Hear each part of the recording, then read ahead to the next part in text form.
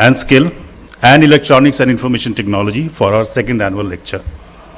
The Minister, as many of you are aware, is an engineer and a computer scientist by training, and he's had a hands-on experience, working on chip designing. He is also an entrepreneur, having founded BPL Mobile in 1994 and Jupiter Capital in 2005. I don't want to get into the financial details of these two large companies, sir.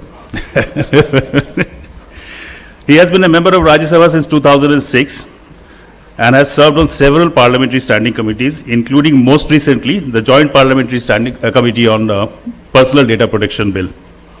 As a parliamentarian, he has been a strong votary of good governance through institutional reforms. On the social side, personally and through his foundation Flags of Honor, the Minister has been a strong supporter of the armed forces, both serving and veterans and their families. He is passionate about the transformative nature of technology. He believes that access to internet must be as important as the phone and should be available to all. He holds that internet needs simple regulations that are based on fundamental consumer rights, innovation and connectivity. In addition to his BE, MS, MBA degrees, the Minister was conferred an honorary doctorate in 2013. Today, ladies and gentlemen, he is going to speak on Digital India's vision for the future, impact of digitalization on GDP, growth and citizens. Please join me in welcoming Shri Rajeev Chandrasekhar.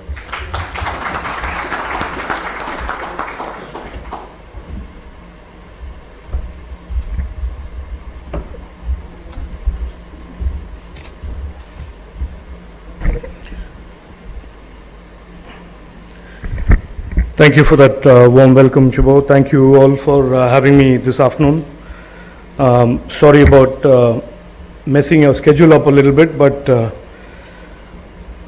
it's a bit of a par for the course that some of our time in the day is not in our control, and there are meetings that just come in the last minute that are important. So apologies for that. But let me get straight to it. For most of you who know me, some of you who don't know me, or the other way around, some of you who know me and most of you who don't know me, I've spent over 3.5 decades in technology and have a little more than little understanding of what is going on there.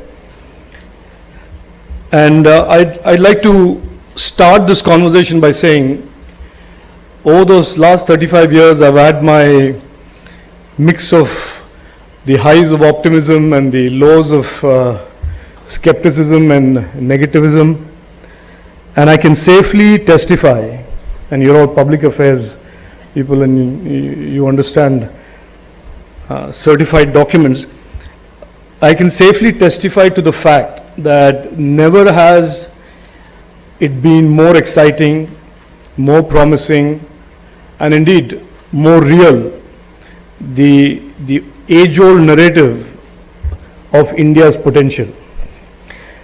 When I came back in 1991 rather, and in the mid-90s went around the world trying to, with an investment deck, trying to raise money for what was supposedly a very crazy industry of that time, which is cellular in India. One of the slides in my deck talked about India and its great potential. Demography, population, middle class, youth, and I'm sure you've all used that presentation or variants of that over time, or at least heard it. And I think that presentation or that narrative of India has stayed true for several decades, which is the narrative of the potential of India. And I will argue and I will lay out for you that that potential is currently turning into dividends and turning into real promise and opportunities. Specifically, I mean, obviously I am a minister in a government and I have every reason to wax eloquently about how great we have done. And but I will lay out for you why things have changed and what the nature of the change is, and why that in some sense is defining the narrative or the discourse about what the future of India will be.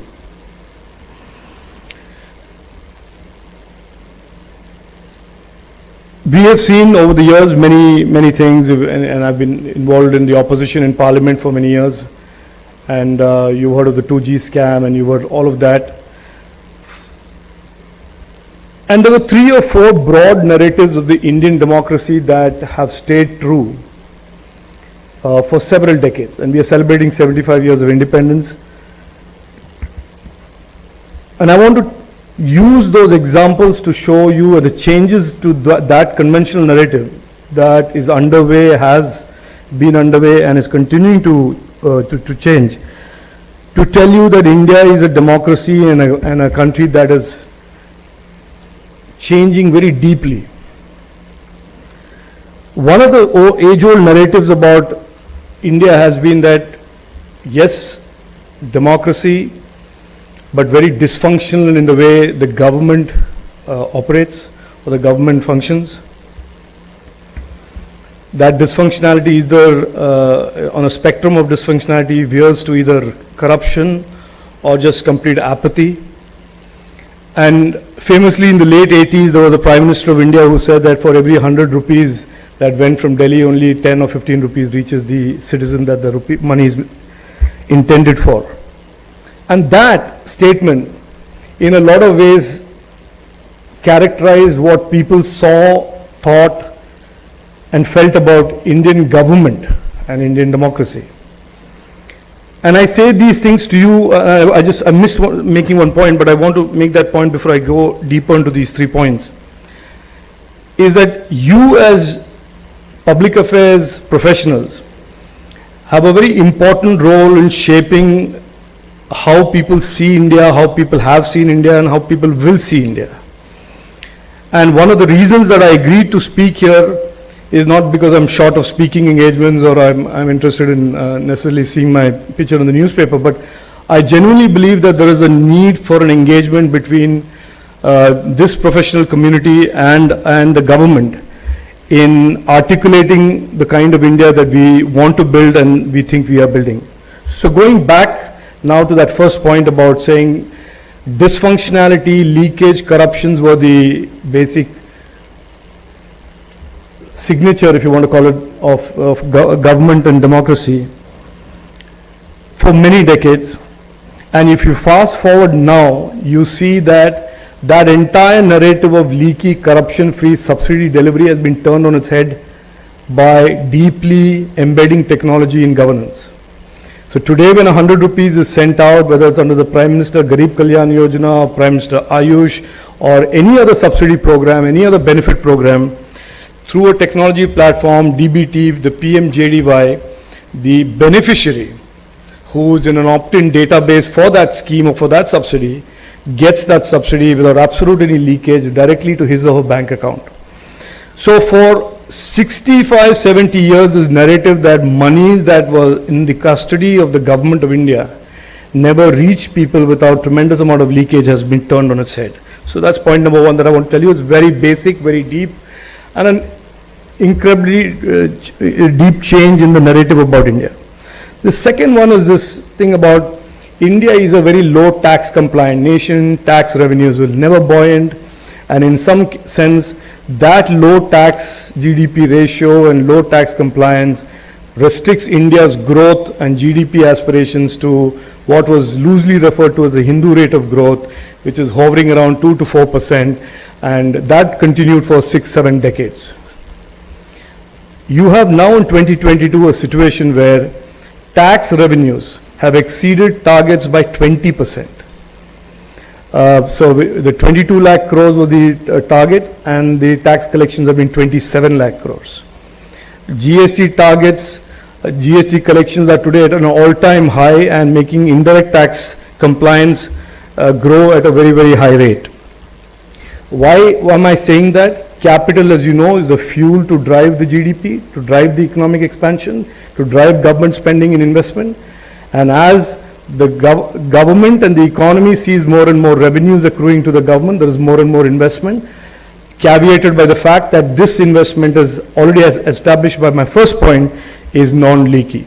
So these two narratives, which were the age-old narratives of India, that we would grow slow and in a sense we were a leaky way of having government, have both been addressed by use of technology. The third narrative in India was, and I can safely testify to this, that in the early 90s, when I was pitching to be get a cellular license, the question that people would ask me, foreign partners would ask me, is how many MPs do you know? Which political party are you close to? Things like that. I mean, so there was almost a narrative built, embedded in the fabric of the India story at that time, that the opportunities in India were opportunities only for a few. And that story played out as recently till 2010-12. If you remember, I was one of the first MPs to raise this in Parliament. There was a report that came out that said 97% of India's banking system had been lent to 9 groups in India. So that was the kind of cornering of capital, that was the kind of concentration of opportunities amongst a few. That was the inherent story of India for many, many years and decades. And that too has changed. As you know today, the unicorns, the startups, the entrepreneurship, the whole phenomenon is from people who are first generation entrepreneurs to a large extent with no famous family name, with no particular preferred access to capital or innovation. It is purely innovation and it's purely their capabilities and grit that is driving success. I'll toss in one more point for your information. I'm saying all of this and then I'll talk about digital technologies.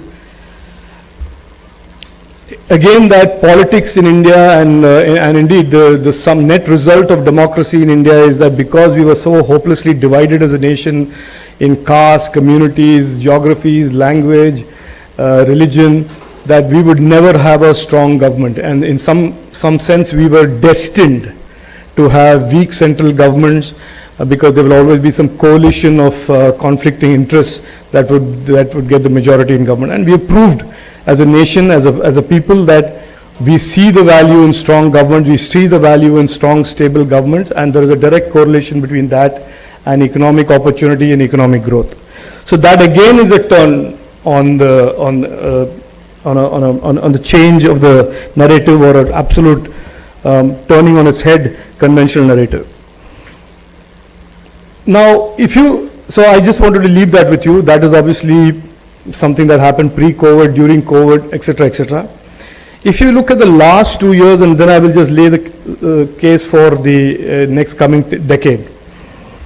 If you look at the last 2 years of COVID, and before COVID, everybody would argue, let's say India is better at this, but the US is better at that, and China is great at that. And there was never really one benchmark to measure a country and its people by. I mean, we had all these data numbers, purchasing power parity, the GDP race, all that.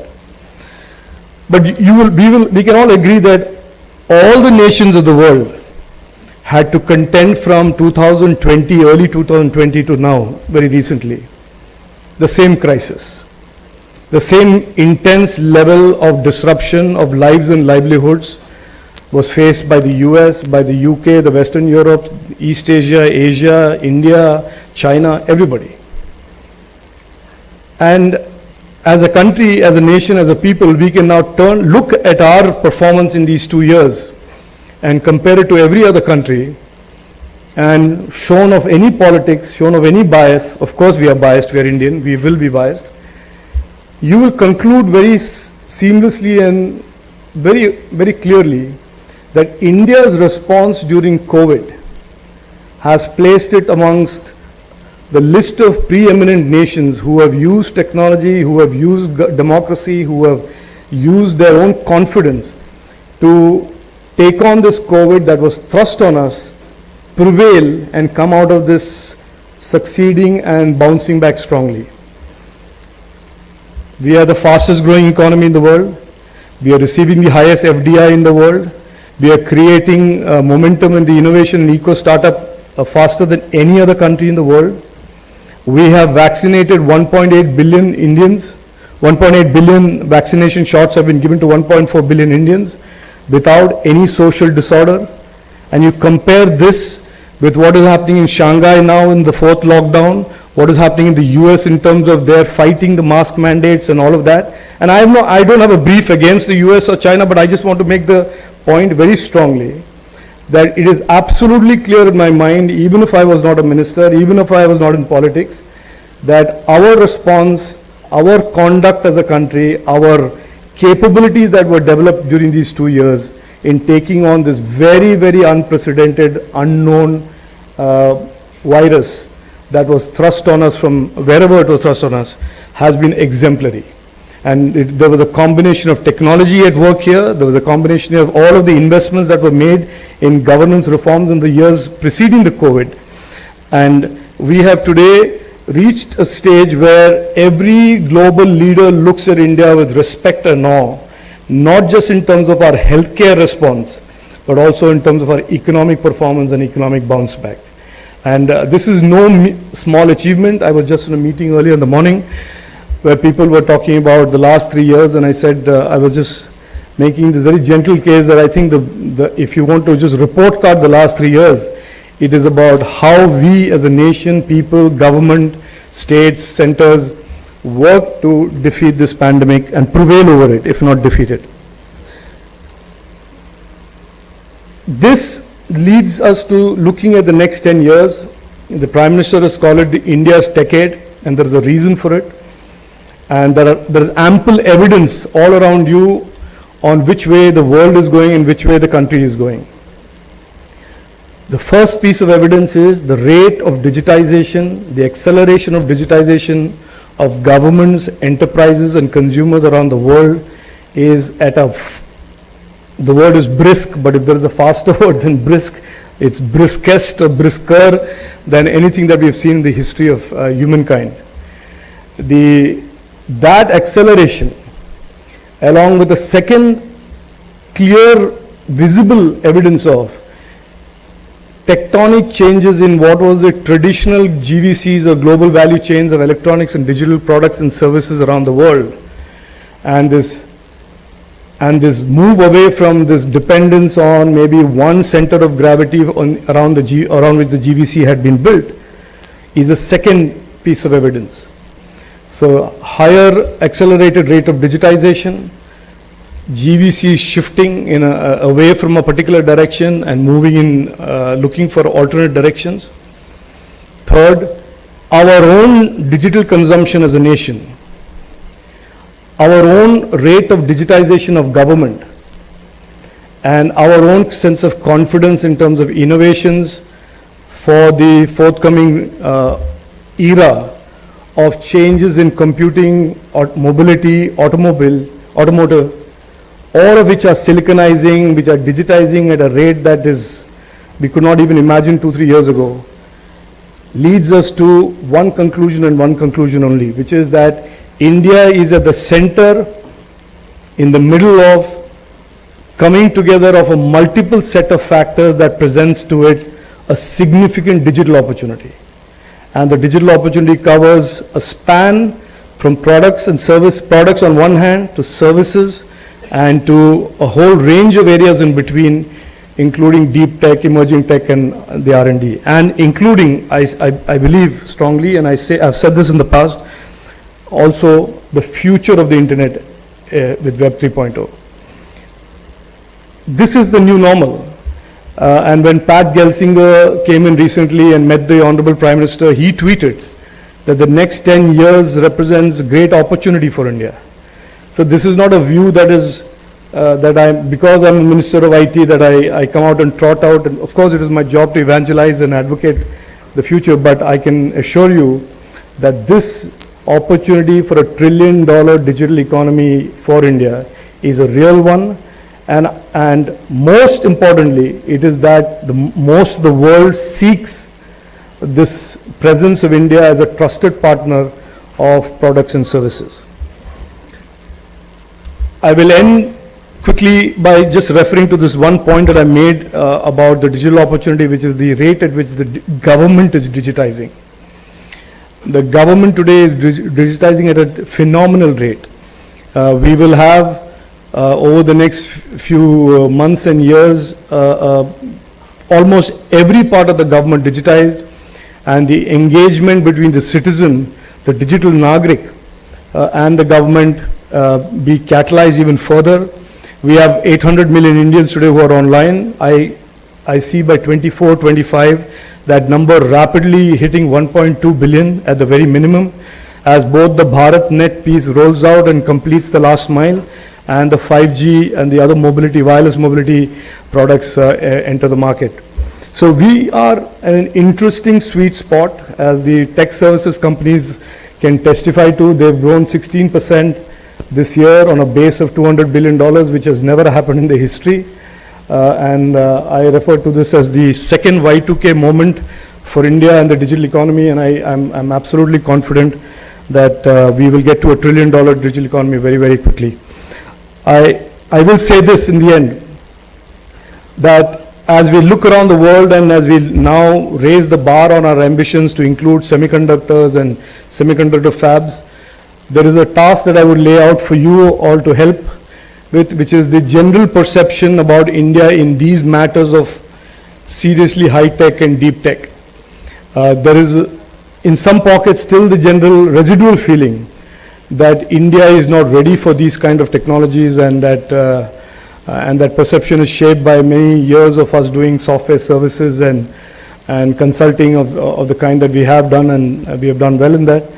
But it is, I think, my request to all of you who are out there advocating and evangelizing India and Indian corporates and indeed multinational corporates, that India's execution ability and confidence to go to the next frontier of technology, of semiconductor fabs and that type of deep tech ecosystem that we want to build is very real, and our intentions and ambitions are matched by our capabilities. So if that message, if you can help me amplify, I would be deeply grateful, and I would think this time today spent was time well spent. Thank you very much. Jai Hind.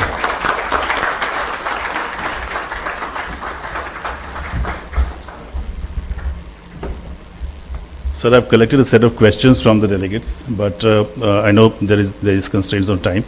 I'll first open up the question answer session and request my friend Sandeep Arora from Microsoft to ask the first question.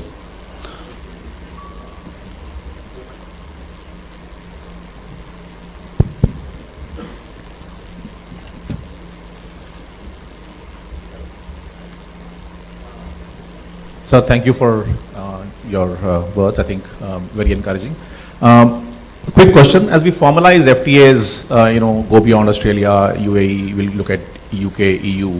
What are we doing in the realm of cross-border data transfers, and so that we have globally harmonized standards, and so that it's a win-win for all. So what's the thought there? So I get easy questions. No, look, I think this is an area that there are multiple views on in India, as is the case with almost every issue that we deal with in public policy. I think we understand very clearly that the internet is not something can be walled off and bordered off. At the same time, there are concerns about the fact that every Indian citizen is entitled to his or her fundamental right to privacy, and therefore data and informational privacy. The nature of the compromise and nature of how that will be worded in a policy, we will need to wait and stay tuned for that. But we don't expect to be an island in the global internet. We expect to be leading the charge and innovation in the global internet. And we want to be the lead in that rather than being an outlier. So we are not China, for sure we are not. And so I don't want to get into too much of specifics on our thinking on this, but we understand the contours of the so-called binaries of this discussion. Thank you. Ram, you had a question? Good afternoon, sir. My name is Ram Rakhan from Visa. India is, of course, a leader in digital payments. Just wanted to ask your thoughts about what should the industry do in order to deepen digital financial inclusion, literacy, and as a means to create employment or develop entrepreneurship. That's question one. And number two, in case if you have time, is about the whole emergence of Web 3.0 and its governance part. what do you think the industry should be doing in hands with the government? Thank you. I don't think I'm a great person to give you advice. I think you're all very smart people, and I think you understand the industry and the consumer better than I do. But I'll tell you what our objectives are. Like I said, we are going to intensify digitization of our economy. And so, ranging from the fact that we want almost every MSME to be a digitized entity, to having all of these things in the government that are digitally available to citizens and enterprises. So that is something we will do. As you've seen with fintech, the fintech ecosystem in India is vibrant, is one of the fastest growing in the world because of the fact that we as a government decided to adopt these digital platforms like UPI and Beam, etc. So that will continue to play out in pretty much everything. As a consequence, there are some areas where there will be disintermediation and bypassing of conventional private intermediaries. So that is just the nature of the consequential, the cause and effect of what will happen in digitization. As you know, for all of those who are technology, sort of passionate about technology, the whole narrative of the internet was we will disintermediate the person and the product or service that he wants. Of course, the big tech platforms have decided to play a different game, but that's a different argument. But I think that will continue. On the crypto blockchain, I saw today somebody in the US Congress has asked Visa and MasterCard to up its game on crypto or something like that. I just noticed a tweet in the morning. Look, fintech and fintech innovation today, whether it goes the crypto way, whether it's the blockchain way, what nature it will take, I am not the one to predict here. But I think it seems fair for any government to expect every intermediary who claims to be a financial intermediary to have solutions when there is a certain new little thing that crops up that is a digital solution for that particular service. So I'll just leave it at that. I don't want to get into the crypto discussion. I've said my piece on this repeatedly. And so that's where I'll leave it. I'm being extremely democratic today, so if anyone else has any question, I can take one question for the floor. Yatish, Javed, please.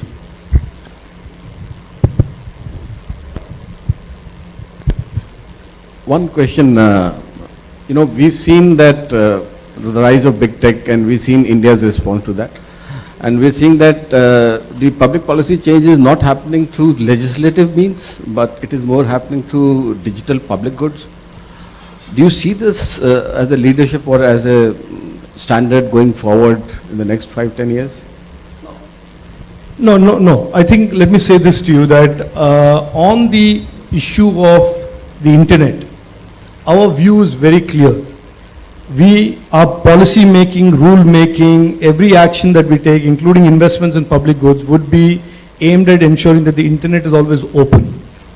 And open means just not from state control, but open in terms of influence, in terms of control, market share, all of that. The second is that we will ensure that the internet is safe and trusted. And to achieve that, we will make sure that the intermediaries are accountable to the users and to a set of rules and laws that are governing them. Now, we will achieve that through rule making as is what we have done so far. And the rule making will be done with consultation, it will be a consultative process, totally transparent. And I believe there is a roadmap now to a new Digital India Act that we will be enacting, or we will be formulating and then consulting with and then hopefully enacting. And the reason for that is the IT Act, which sort of regulates all of this, was done when most of you were infants or in 2000 or the internet did not exist then. And 22 years in the internet space is centuries in internet time. So I think there is anyway an argument that we need a contemporaneous new global standard cyber law. And so that, along with the rule-making powers that we'll have, will guide our public policy objectives of making sure that the internet is always open, safe, trusted, and accountable. Sir, I have one last question to ask, if I may. Yeah, go ahead. So you don't get asked too many questions about entrepreneurship and skills department, I see, generally, yeah, that's where my question is, skills have always remained like second-class citizens to education. What were you doing to kind of, elevate them to first-class citizens in India? So I want to say this, that look, of the two responsibilities that the Honorable Prime Minister has given me, I find skilling a lot more exciting. I don't mean lot more exciting, I should be careful about how I say this. I find skilling exciting and full of promise. And one of the reasons, one of the things that we are doing is, after the new education policy has been enacted in 2020, is that skilling is not an outlier. Skilling is integrated into the educational curriculum, and a skilled professional is as respected and has as many job opportunities and opportunities for entrepreneurship and micro-entrepreneurship as somebody who's come out from the regular higher education scheme. So we want to make skilling aspirational. We have a framework now that deals with skilling for the local economies in rural areas, opportunities, creating more local opportunities, creating the migration opportunities, and then even opportunities outside the country. So we see skilling as a very, very viable, reasonable, aspirational life choice for a student in school. If he or she does not want to go through the higher education route and go do medicine or BSc or BA, he or she can do absolutely to a track of skilling, do whatever he or she wants. And then we will integrate the two. We have integrated the two through what is called academic banking of credits.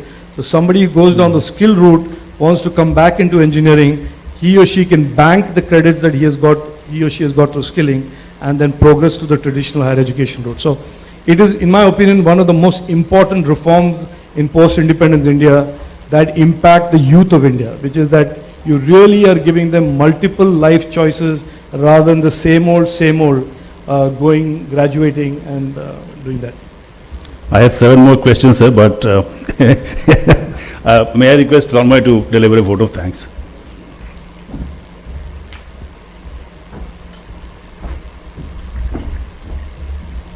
Thank you, Shubho, and firstly, I think I compliment the Minister for crafting the journey of India from a state of where it was chaos to the endeavor of where the state is and the effort is to bring order to the chaos. I think that I must compliment the Minister for giving that background, and it was really playing back the past to us.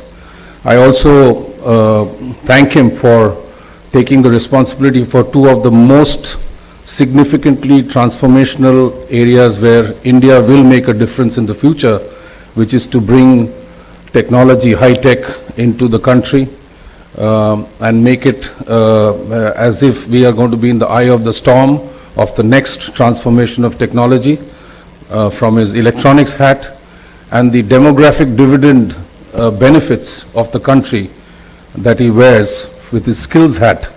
2 significant areas of making a difference, and we thank him for taking time out. He has a meeting that he has to rush to, important government meeting, so he very kindly fitted us into our annual lecture. I want to thank you, sir, again for your words, and most importantly the task that you set on public affairs professionals in your speech, where you talked about evangelizing the transformation that we are talking about, that we are going through. We are indeed seeing a new India, the emergence of a new India, a much more resilient India, a much more confident India, and not just us, but to propagate this and bring more partners from around the world into the conundrum of activity, which is going to be the next couple of decades for the country.